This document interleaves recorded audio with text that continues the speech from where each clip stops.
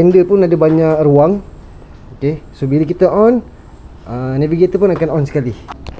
Okay, Assalamualaikum dan salam sejahtera. Dekat depan saya ni ada QJ Motor SRV 600. Betul Okay, so customer ni datang ke saya hari ni untuk buat pemasangan apa orang kata, navigator. Okay, so ni bukan GPS GPS tu GPS tracker tau, yang kita untuk track kenderaan. So ini nama dia navigator. Okay, so untuk motor macam ni, eloklah pakai ni.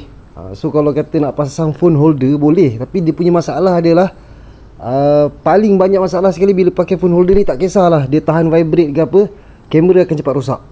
Siapa yang dah kena dia tahu macam mana masalah dia.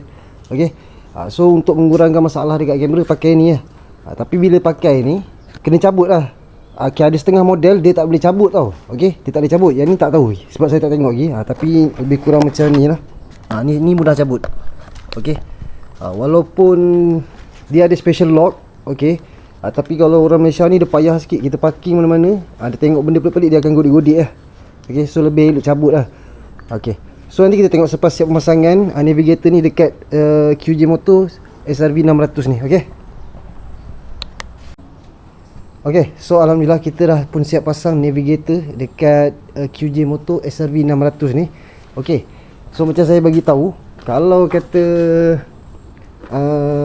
untuk motor macam ni memang agak susah lah untuk kita tengok handphone dengan keadaan tangan yang kita tangan kita memanjang macam tu kan, untuk kita ride ni kan. Okay, so saya dah ajar customer tadi. So dekat handle pun ada banyak ruang. Okay, so bila kita on, navigator pun akan on sekali. Tadi saya dah ajar dah cara penggunaan dan cara penjagaan. Okay, dia terus connect dengan handphone.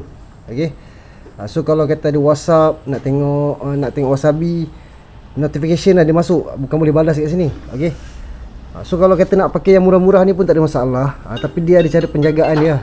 Okay, dia bukan main yang tinggi harga 1,500 tu ke apa, tu power, tapi cuma itu power tanpa processor. Okay, yang ini boleh lah untuk biasa-biasa.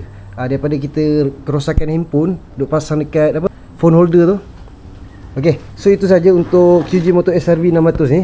Jadi kepada anda luar sana, macam biasa saya bagi tahu, pemasangan dengan saya tak ada pemotongan wayar, tak ada curi current. Jadi kita pasang mengikut spesifikasi. So kalau kata apa-apa masalah, dia akan berlaku kerosakan dekat part aksesori tu saja.